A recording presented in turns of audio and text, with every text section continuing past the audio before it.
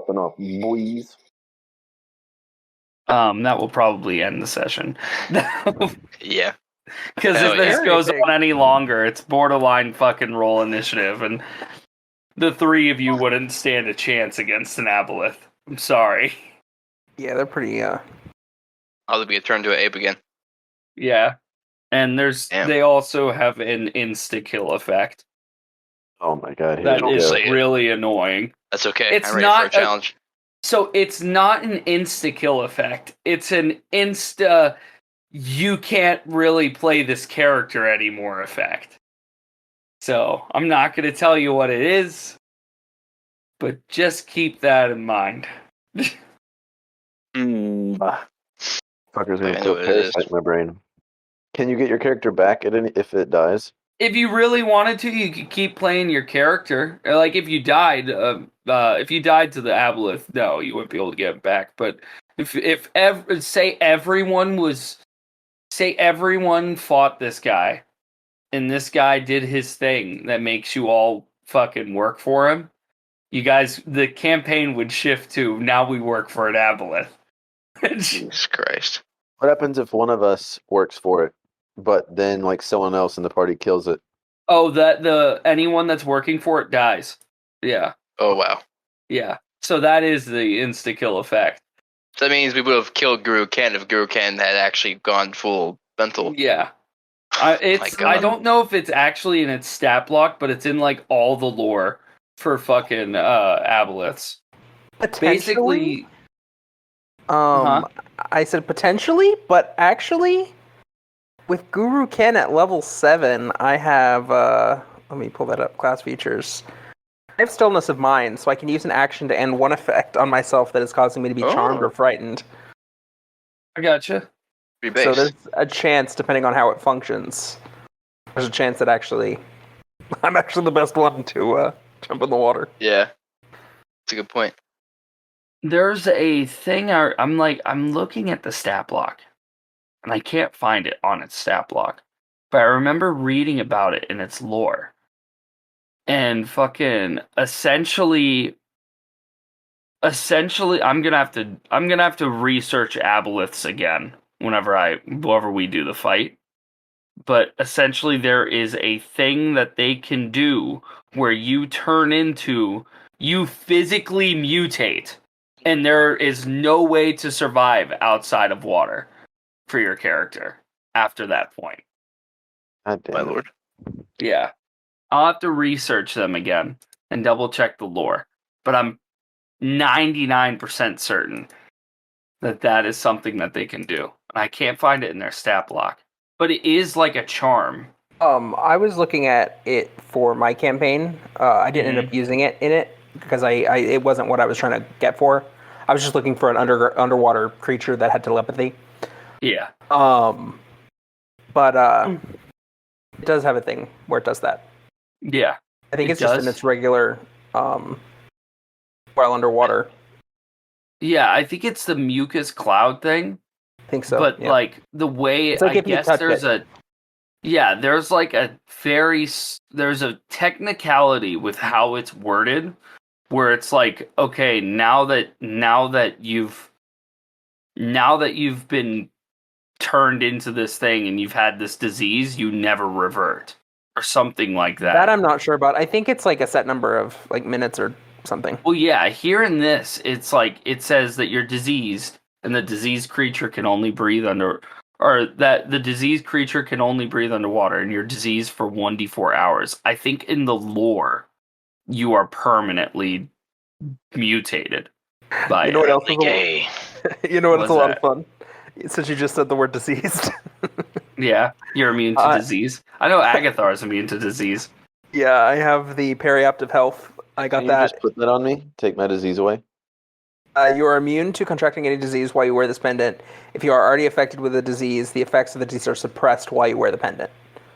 Okay. So theoretically, yeah, I could suppress it, and then you're fine until you take it off. Until you take it off. Yeah. Argonians have immunity to disease. They do. It's all getting that water. Update 7.10. I'm not getting in the water. I'm not immune to disease.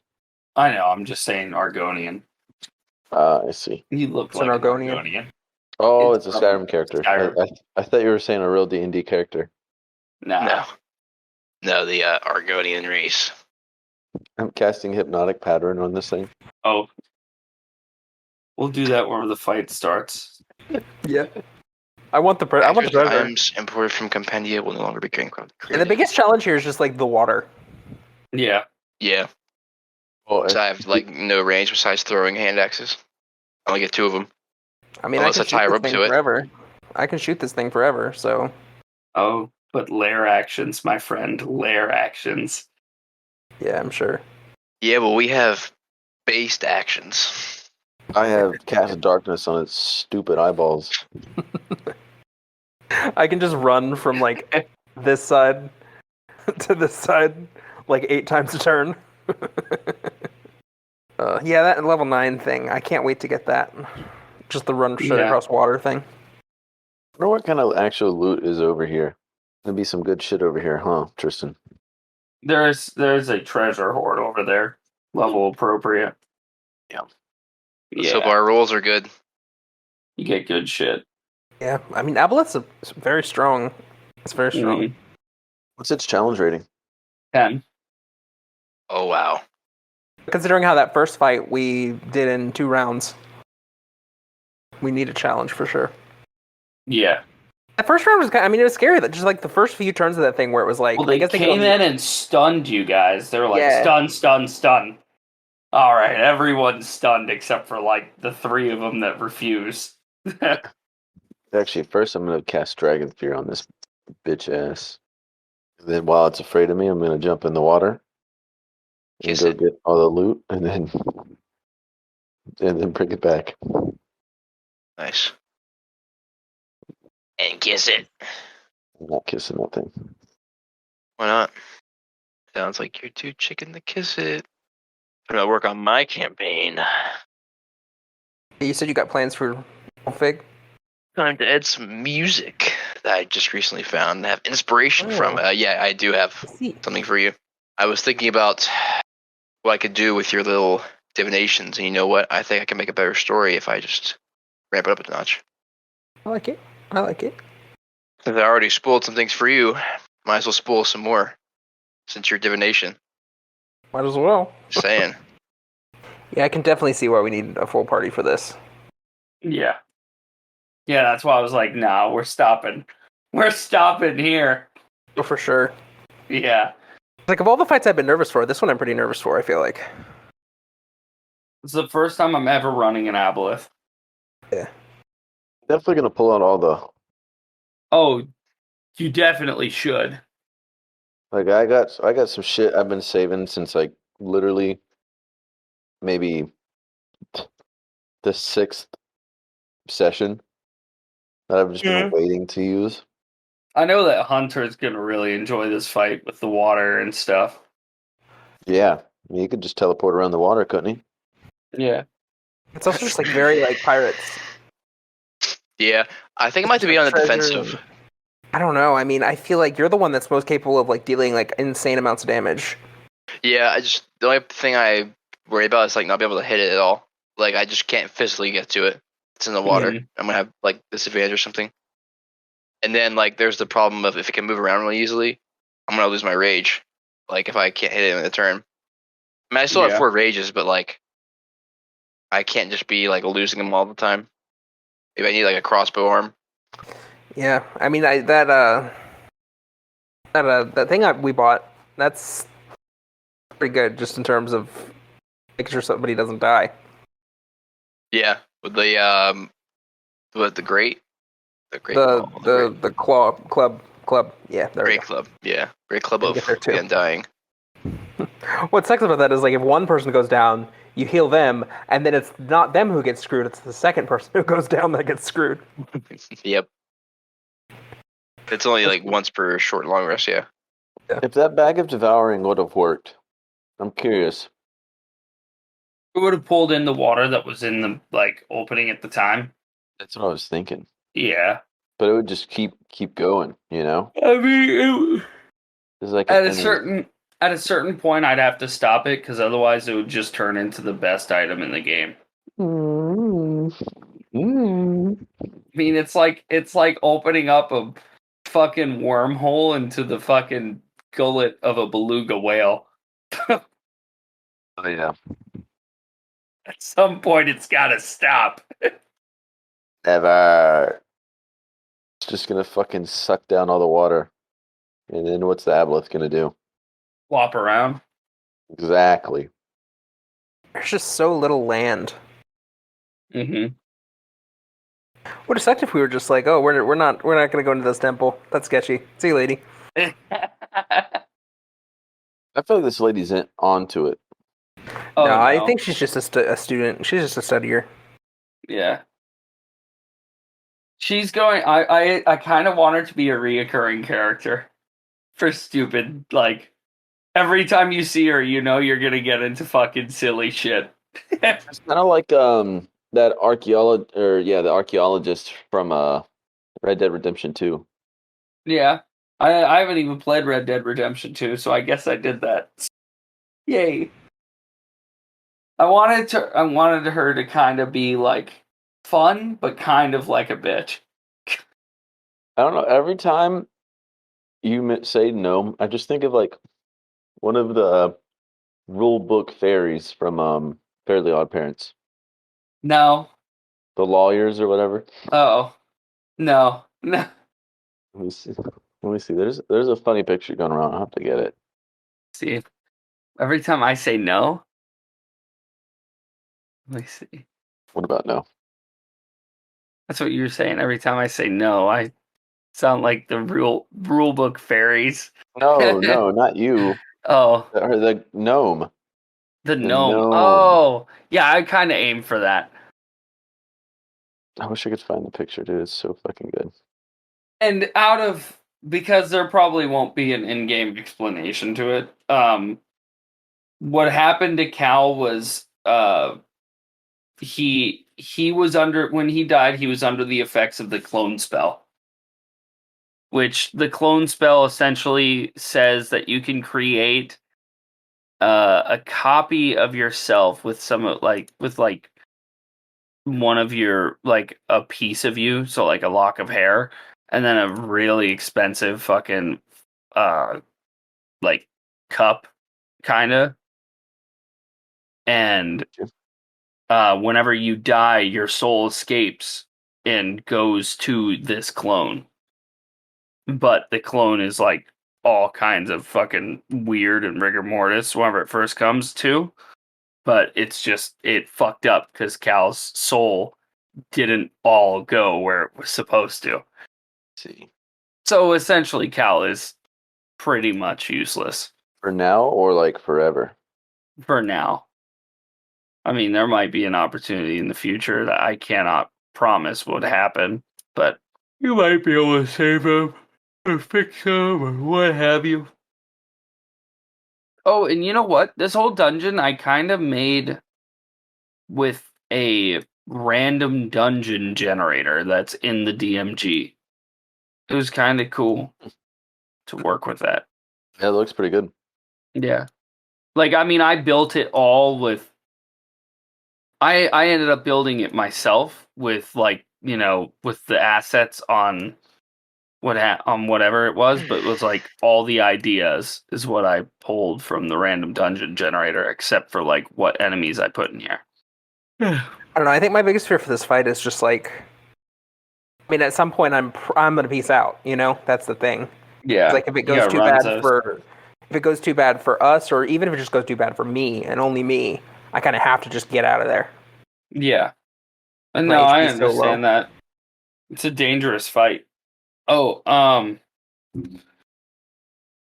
what's it called? Ryan, you remember that thing I was messaging you about last night? Yes. How interested are you in that? Yeah, you and me. I'm always down to try new things. All right. Especially if they're D&D related. I gotcha. I'm gonna check and see how Eli and maybe Richard feel about it, just so that way I know how everyone is, because maybe someone will be like, "Oh my god, I want to do that," you know. But I'm gonna pull Eli. Sure. Eli, I'm gonna pull you, I'm gonna grab you, and bring you aside. Then Richard. my god, what the fuck's going on with this thing right now? So this beat of force The beat of force.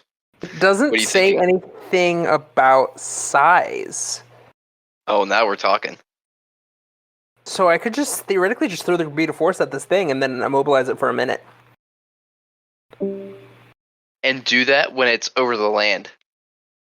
If I were to do that, yeah. Yeah, if I can just mean- wail on it. Oh wait, does me attacking it destroy the bubble? You wouldn't be able to attack it once it's on the and you can't penetrate the You're bubble. right. But neither could it, right? Neither could it. 'Cause it doesn't say anything about the size of the creature. Does any creature then fail we'll- to save? Okay, So- so if it fails to save and it's trapped on land, that means we can hold our action until it pops out the bubble. That way we can all attack at once. I'm thinking something different. So where it was on the map, it was basically like halfway between land and Yeah, treasure. yeah. Theoretically, if you guys are halfway out in the water, hit it with the beat of force. The beat of force works, puts it in a bubble for a minute. You guys Yeah. go get as much treasure as you can, and then we just get out of there. Oh, you're right. That way we can avoid the fight. Oh man, that's genius. I don't know how it's. I mean, I don't know if its lair actions would still function or anything like that, or if what its attacks Yeah. even are. That's true. Yeah, I have no idea what lair actions they could throw at us. Because the word lair action makes me think that there are things in the lair that will activate, that will cause us It's a lot of problems. just. I think it's just a lot of like water control stuff. You know, Yeah, it's not like I don't think there's any more creatures. I think it's just like pushing water and what it stuff. does with the water. Yeah. Yeah. It would at least pretend. What am I saying? Would at least protect from it like beating the crap out of us. Yeah. So it will be a very tough fight. Richard, I want to steal you for a minute. Hello.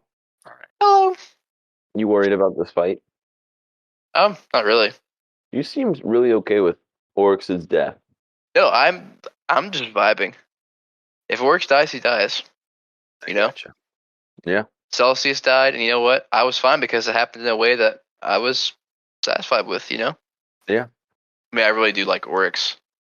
Oryx for me is a lot on the play. Even though it's a little bit harder on my voice. But still, like, I feel like I'm acting in mannerisms that are similar to myself. Yeah. I'm having a lot of fun with Dizelle too. Richard, Yo. I'm thinking we're eventually going to get to Belko.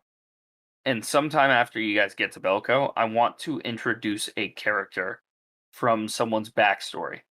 This individual would not necessarily know that this person's a part of their backstory until it's slowly revealed over the course of I'm thinking 5-part, give or take a session of one-shots.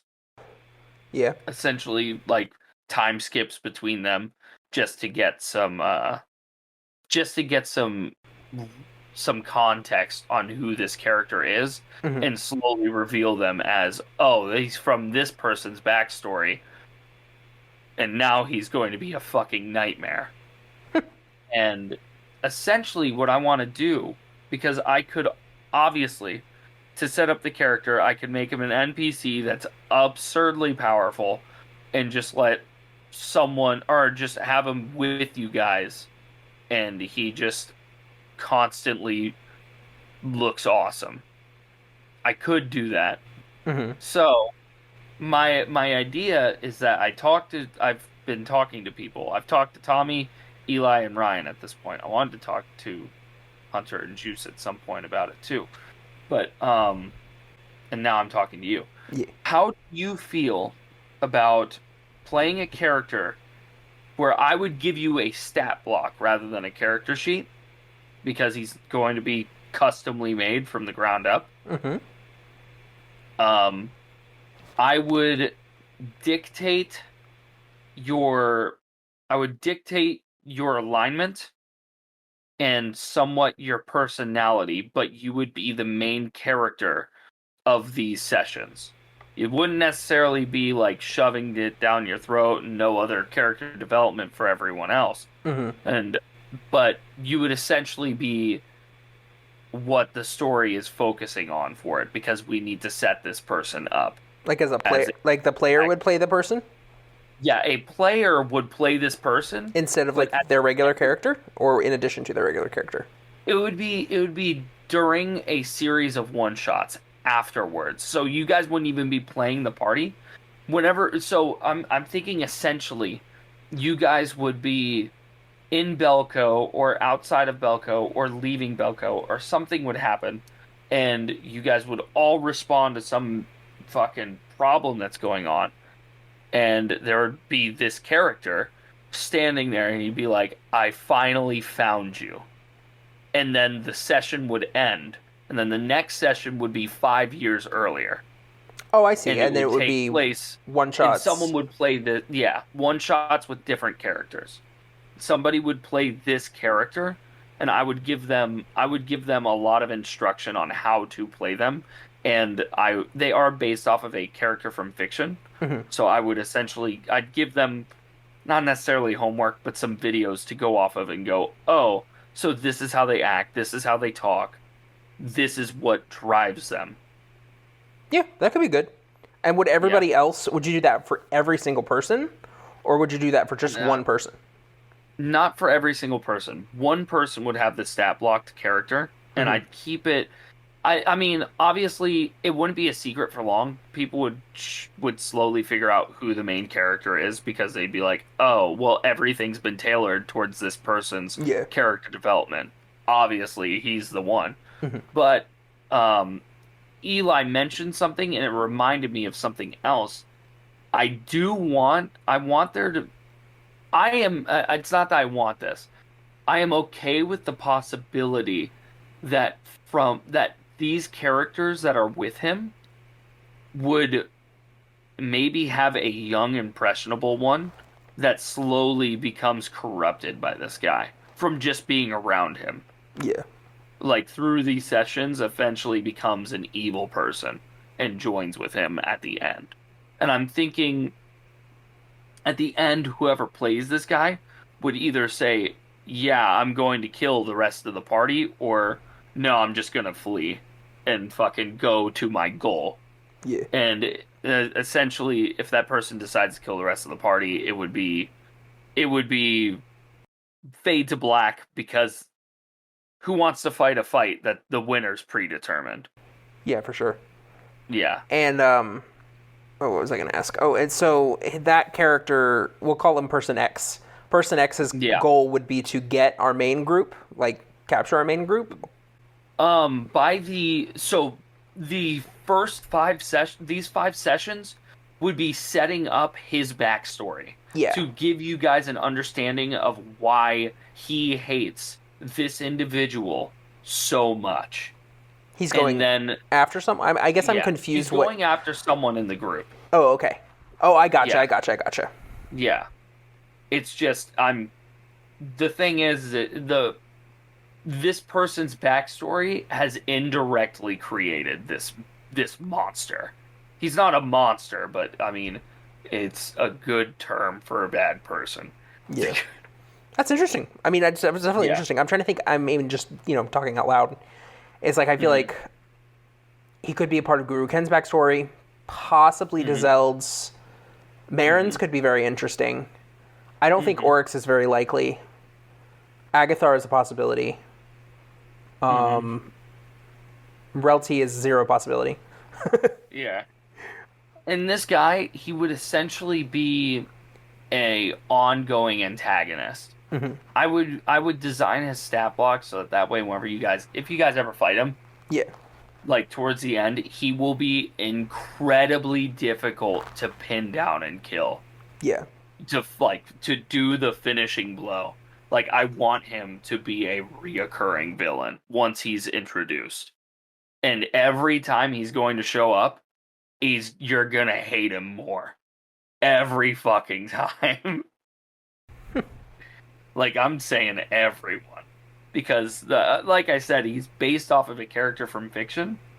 So, that being said, this character does a really good job of tormenting a certain hero from fiction every chance he can. But would you be interested in either the role of that character or the role of a young impressionable that gets turned to his side? Yeah, I think either the young impressionable or just like a generic build my own character. One of the two. Gotcha. And whoever so you'd be down with build your own or generic? Yeah. Gotcha. Yeah, build my own. Okay. Alrighty. So in that case, I think I know the two I'm going to use. Okay. But I still want to ask Juice, and yeah, and it's I'd be fine way with the. down in I'd be fine future. with the. I'd be fine with the young impressionable also. Yeah. Yeah. I think I meant to say that, but I said the Yeah. general. Yeah. But yeah. But also it would be an evil-driven campaign. Your characters wouldn't necessarily be evil, but you would be doing morally questionable things. Mm-hmm. And throughout these, like, obviously it would be like 5 years ago, and that would be like 4 years ago, then 3 years ago. Each session would be a year later. Yeah. To leading up to the moment where he fucking finds the party. I feel you. And I'm thinking a quarter of the way through the fourth session, I think that's when the person will realize whose backstory it's from. Yeah. That they'll go, oh, he's from my backstory. He hates me. Yeah. I like that. Yeah. Yeah, no, that's interesting. I like that. Yeah. How many sessions of this do you think we would have left before we got to that? Just I'm how long ever it thinking- takes us to get to Belko? Or Yeah, so, I mean, you guys are going to get to Belko, and we're probably going to do a few, like, maybe like an exposition kind of session. Not necessarily exposition, but it would be role-playing yeah, going to see mixed in with... see Giselle's dad and all that. Yeah, and it would be somewhere after that. It would be shortly after that. So I'm thinking 3 to 5 sessions from now. It would be before we start these the series of one shots. Yeah, I like it. I think it's cool. I think it's a cool Cool. it's a good way to like kind of like break out. It's basically like what we did with the Sanctum of the Abyss, but more relevant to what's going on. Yeah. Yeah. All right, I'll bring us back. I think I know who will be who, but I'm not certain yet. I want to talk with Juice and Hunter. Hunter was a really strong candidate that I thought of for like possibly playing the guy. Mhm. And Ryan's also another strong candidate of who I thought could be a good character for it. Yeah. Or hell, fuck, maybe if everyone's down with this and wants these characters to be around, maybe we could just fucking have an evil party that's separate from the main party. What would be interesting, and I don't know. I mean, I'd have to think it through really hard. But you know, like sort of like have a battle where it's like we're all playing. Like I'd be playing Guru Ken and my character from the evil campaign. You know, and we're Yeah. like fighting each other. Yeah. Well, see, I'm thinking that once the 5 sessions are up, I would probably just make if we ended up making an evil party, I would end up converting the character sheet into a stat block. Mm-hmm. And then I would run them, and I Yeah. would do my best to roleplay each of these characters. For sure. I'd probably take notes on how you guys roleplay each of the characters as well. Yeah. Just so that way, because, I mean, it could be kind of weird to fight yourself. At least from, like, I don't want my main character to die kind of standpoint, you know? Oh yeah, for sure. Like I would want Guru Ken to win, or at least escape. Yeah. But like at the same time, it's kind of interesting too. Is like if the party is like it's sort of like playing chess against yourself, you know? Yeah. Where it's like I'm trying everything I do on one side to To beat win this fight. myself. Yeah. Yeah, then I guess it would just turn into which side is more powerful. Which is interesting considering, I mean, the way that we all build characters where we're just like maxed as fuck on both sides, you know? Yeah. Yeah. And you know what? That's a fucking really good idea. And either way, I Guru didn't think about. Guru Ken gets out alive. Yeah, because he could just run away. He's just like, nope, What if I'm there's cutting my just, losses like, and I'm a leaving. Crack shot archer on the team. I mean, that's the thing. But at You're that not point, getting away. yeah, but at that point, I mean, it's like, then I'm like, okay, well, I have 2 turns to escape completely, you know? Yeah. Guru Ken's just completely out. And that's the thing, like, with Yeah. this fight that we're going into is, like, you know, there's situations where, and it was the same thing when Peanut Butter died. It's like, I could just leave Yeah. very I quickly. could just leave. I love Guru Ken's character. It's Yeah. fucking like the way he's built is fucking silly. Well, it's like we were talking about, I think when you were in the other room with somebody else, we were talking about it, and it's like, well, my intelligence is 5, so technically I can't even speak. But, Yeah. you know, it's fine.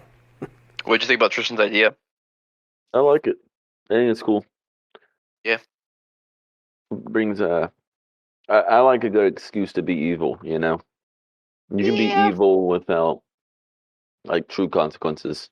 Like party wise consequences. Yeah. Because being evil is fun, but it's not fun at the expense of other party members. Yeah. Very true. You know, playing video games?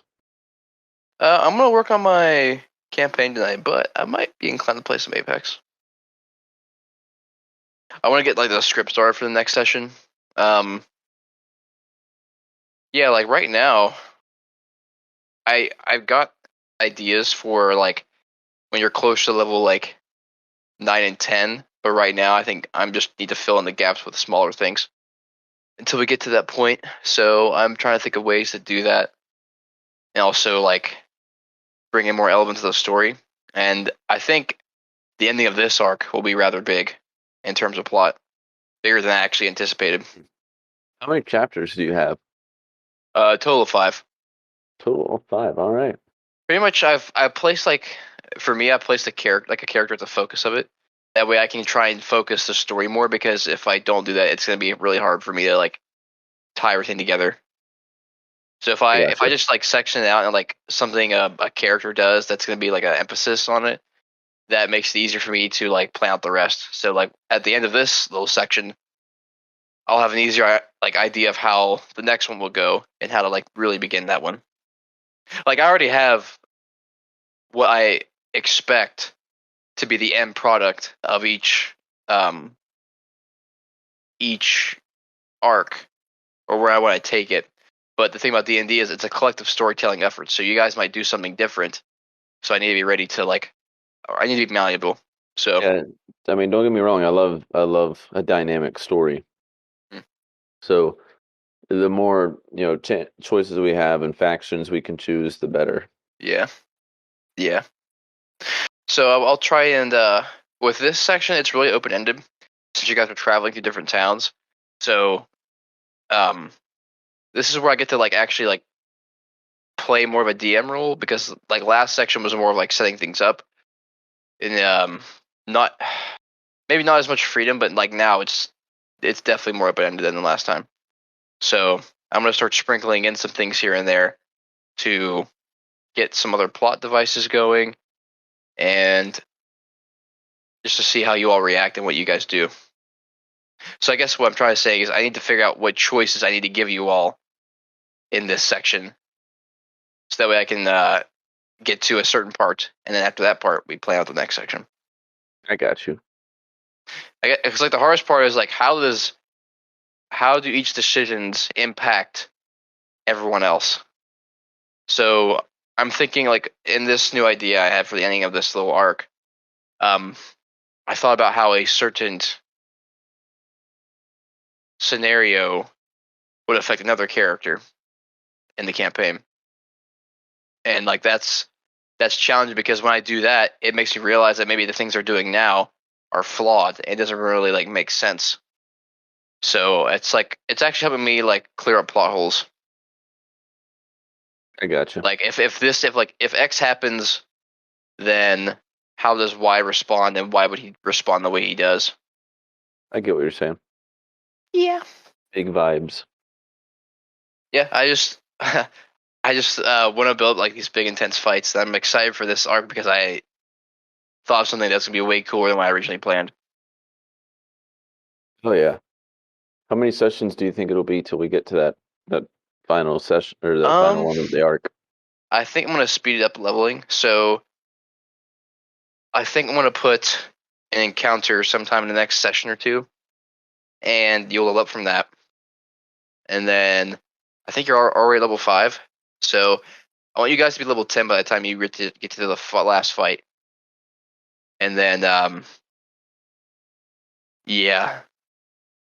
I guess you'd have to slow down the leveling a lot then after this arc because you'd have 3 chapters left.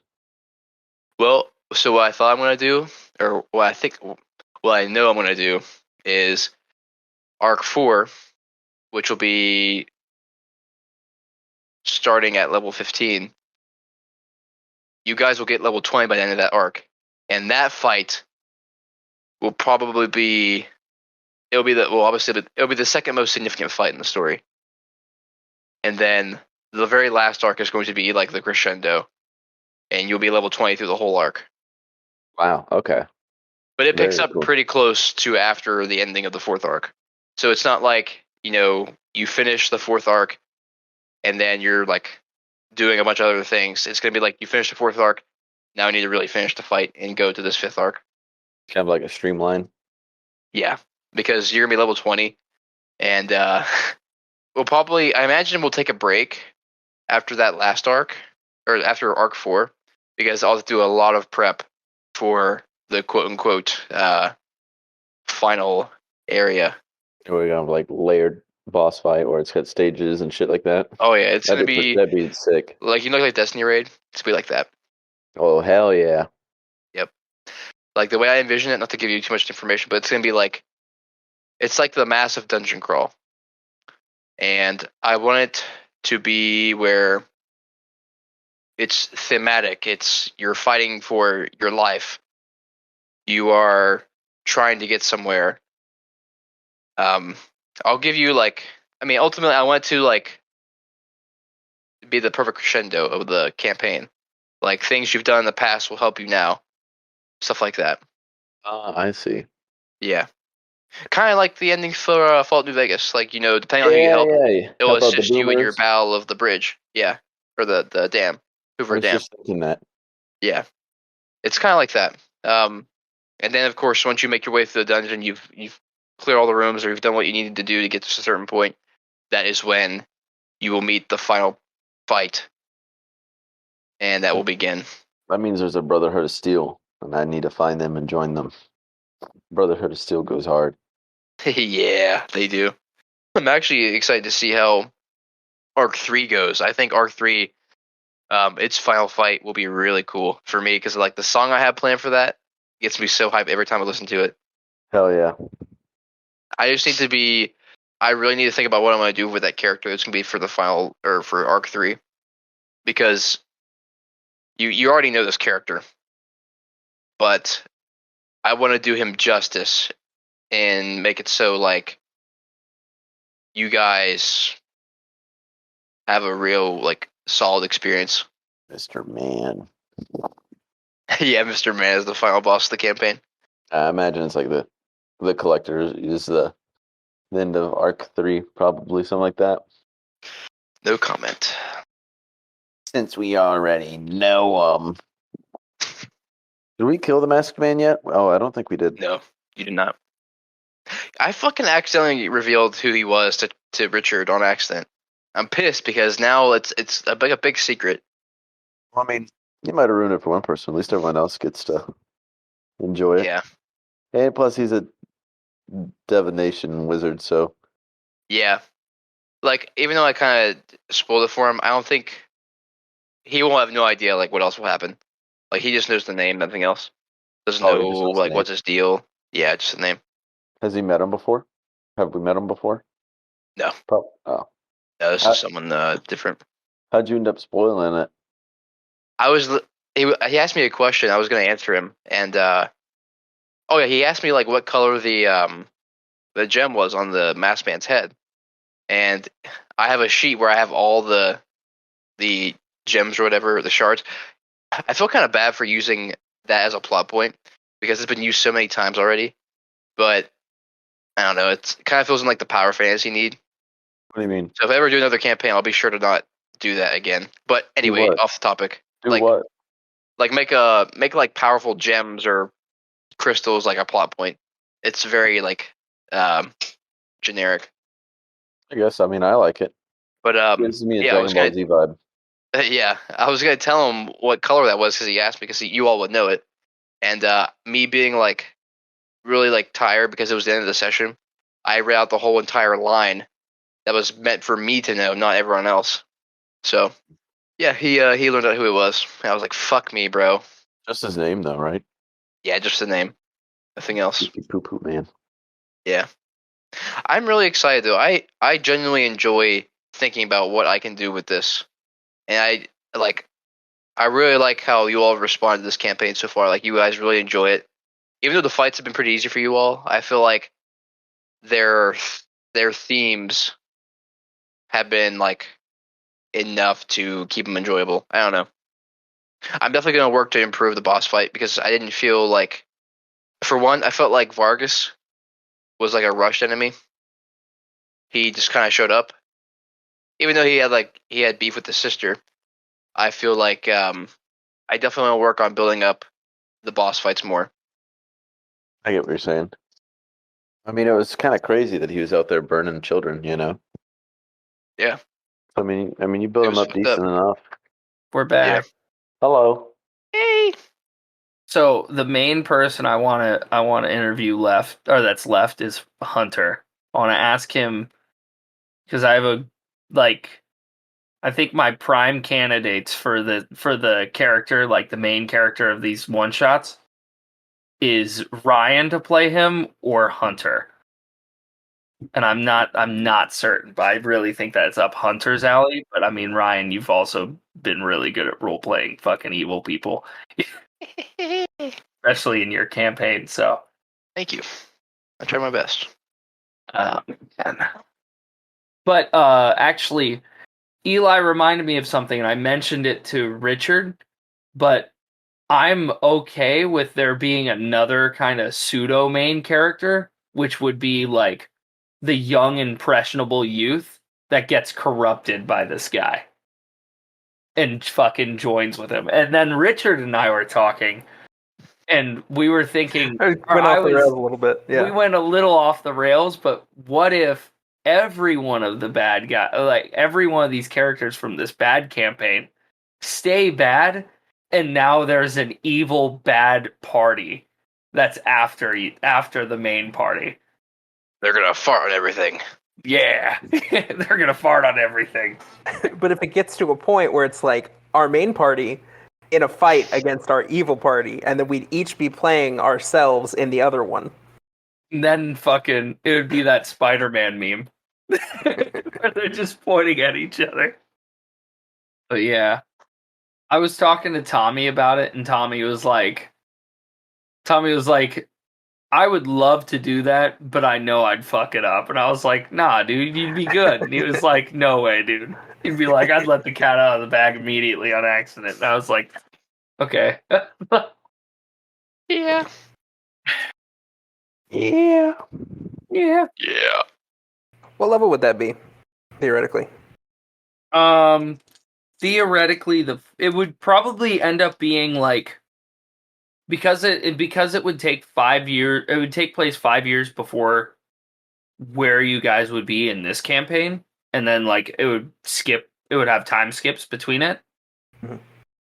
I'm thinking the first session, the players would all the players would probably be around like level 5, and then the next session would be maybe 7. The next session would be 9, and then the last or so session would be 11 or 12 to end it off.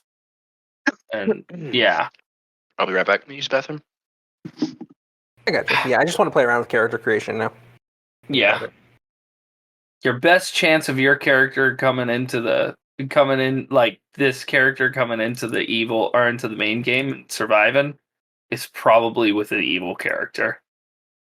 Or someone that would work with an evil guy willingly. Yeah, I would go full evil for this. Yeah. Yeah, I mean, I'm gonna be evil for sure.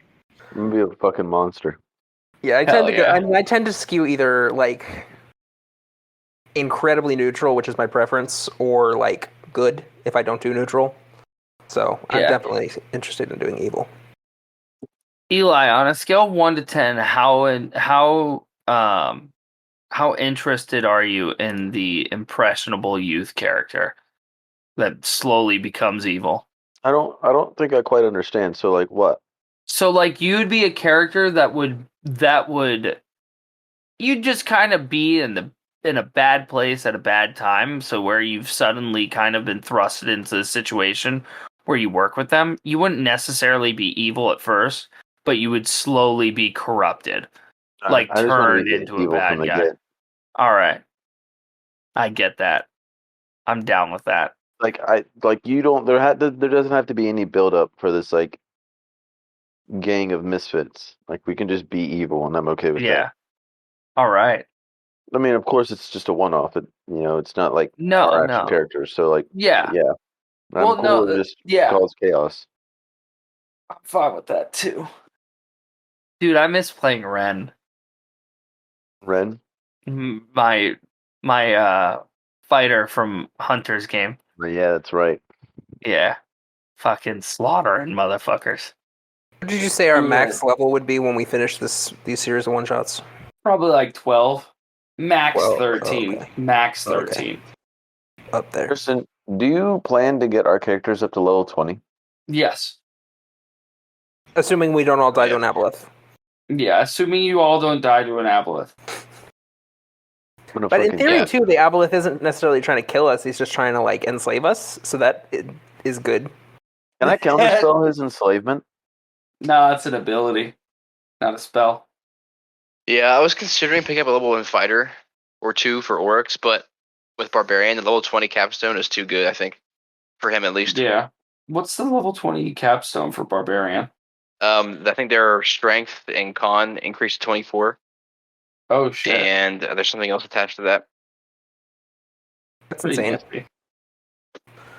I mean, that would put your unarmored defense, Plus- your AC at, like, 24, 23, Yeah, let 22.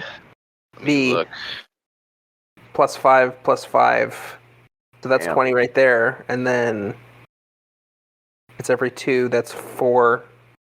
The 24 armor class. Yep, Primal Champion. At 20th level, you embody the power of the wilds.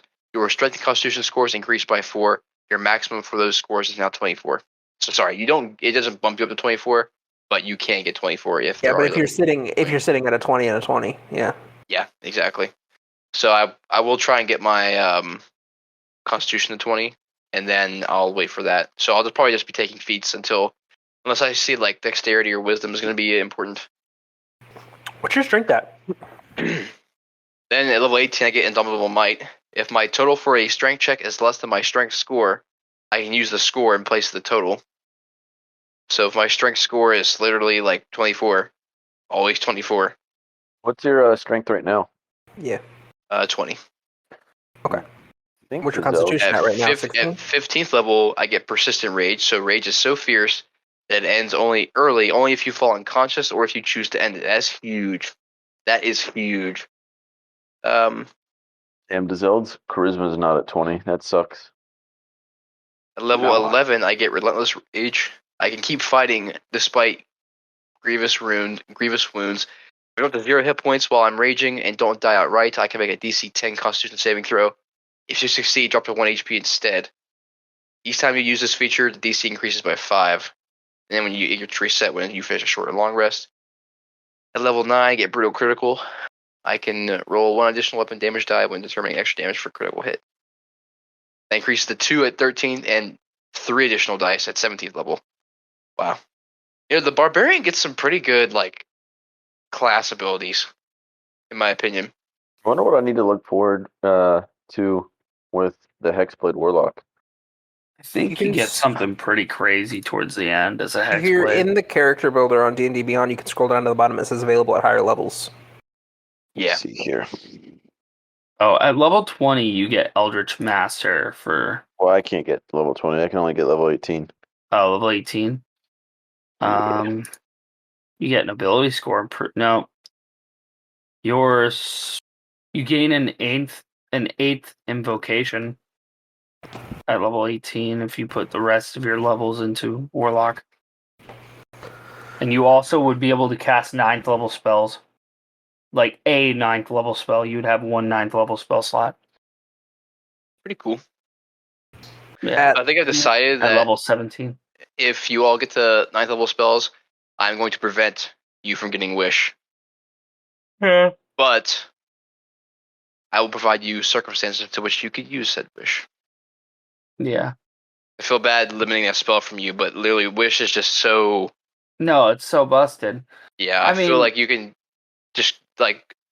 Imagine you spend months and months of planning and, like, build up to an event, and then a character just wishes away like that, you know? Yeah. Let me look up the wish spell. I remember there's a clause that makes it like risque if you want to do something other than like cast a Yes, you have to spell be with it. very specific with your wording. Yeah. Oh my god, I get a 9th level spell, level 17.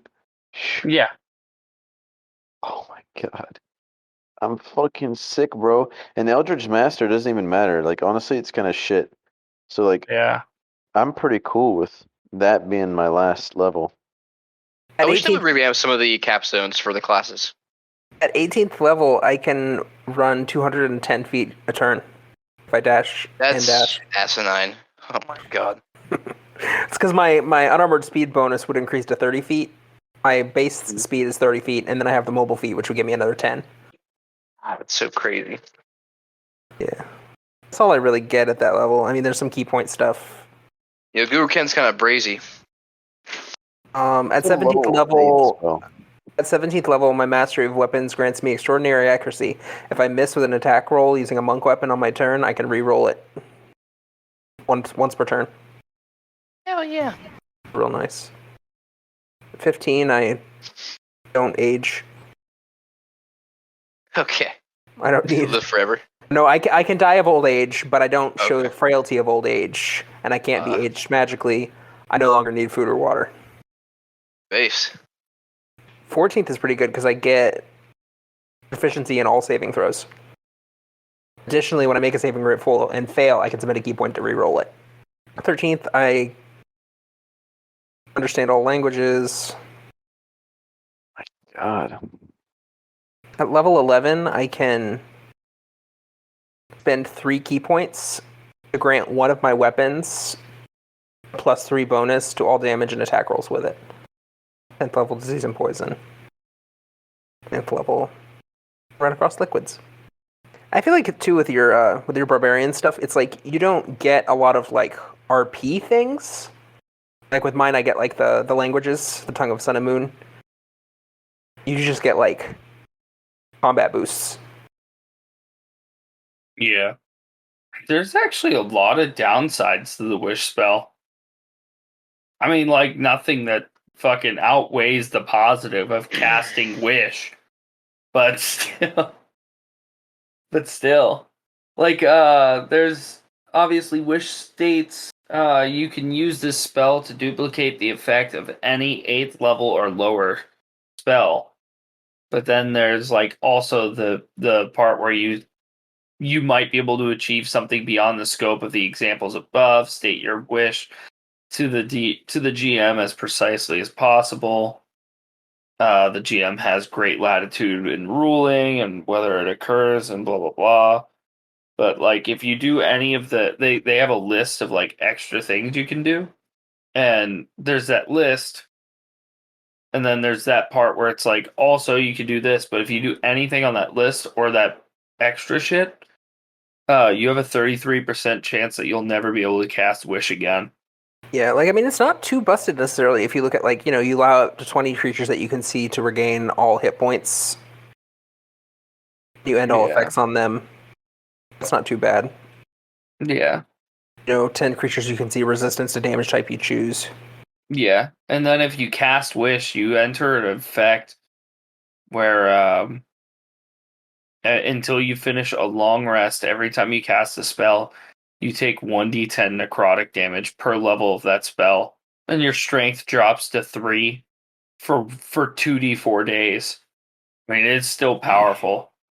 If I was ever in a situation where a player casts Wish in one of my games, I would probably I would specifically make them word it in this way, or make them very precise with their wording and write it down. And then once it's written down, I would look for any possible way to create a paradox. Yeah, I think having it isn't bad. I think I mean if you just have this stipulation at the beginning, like you can't just break my campaign, you know? Yeah. Oh my god, with the spell Feeble Mind, it lasts 30 days. Yeah, And then they have the chant. become a fucking potato. Just last 30 days. Well, dude, these level 8 spells are pretty sick. Imagine a mind flayer that knew Feeble Mind. Oh my god. Dude, they'd be invincible. They'd just be like, all right, I'm a mind flayer. Cool. And now I got a bunch of fucking intellect devourers that hang out with me. That's pretty cool. Feeble Mind. All right, intellect devourer, go. And then the intellect devourer takes over the body, and it's like, now I am Bobby. Our word stun. Our word kill is a dumb spell. Wow, it's just an instant stun. Oh, never mind. Oh, what? No, it is an instant stun, and they have to make a Constitution saving throw. Wow, mind blank. Astral projection. Mass polymorph. I want to know what Dark Star does. It won't let me see because I have not bought the Explorer guides to Wildermount. Why is this spell 9th leveled and it's just called weird? I just started buying all the monsters from different source books. Yeah. Actually, no, that's kind of silly because I'm not going to use like majority of them. Yeah, I need to unlock the cauldron. Oh, Tasha's Cauldron.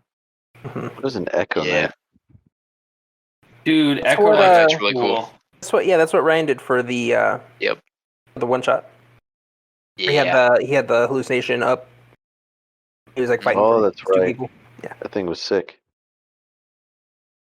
Yeah, very fun. Storm of Very Red. fun. He was also like half barbarian too. It did like over 127 damage in one turn. The action surge, yeah. Yeah. Oh my god, dude, Dark Star is such a sick spell. Level spell is that? 8th. 8th. Take a look. I like glibness. I think that's my favorite 8th level spell. This is pretty cool. Yeah. Oh, but I don't get it, which sucks. It's a wizard spell. Glibness? Uh-uh. Dark Star? Dark Star. Oh. Which sucks, 'cause I totally would have picked it. The clone spell is fucking awesome. God, dude, listen to this spell. Maddening Darkness. Magical darkness that spreads from a point you choose within a range to fill a 60-foot radius sphere until the spell ends. The darkness spreads around corners. A creature with dark vision can't see through this darkness, non-magical light, as well as light created from spells of 8th level or lower cannot illuminate the area. Shrieks, gibbering, and mad laughter can be heard within the sphere. Whenever a creature starts its turn in the sphere, it must make a wisdom saving throw, taking 8d8 psychic damage on a failed save, half as much on a successful one. Imagine being stuck in that darkness, bro. That'd be insane. And it lasts I'd 10 be fucking minutes. freaking. Dude, I'd be freaking. That's just an evil spell. Mind blank. Until this spell ends, one willing creature you touch is immune to psychic damage.